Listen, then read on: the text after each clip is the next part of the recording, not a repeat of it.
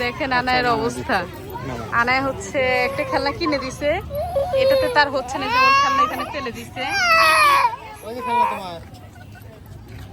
খেলনা ফেলে দিয়ে এখন সে অন্য খেলনা নিবে, এর জন্য দেখেন কেমন করতেছে। আচ্ছা দেখো কোনটা চায়। তাহলে অন্যটা নেবো, তাহলে আসো, ওই যে এটা পছন্দ হচ্ছে, চেঞ্জ করে দেবো। দেখছেন অবস্থা। আয়ান গাড়ি আসবে।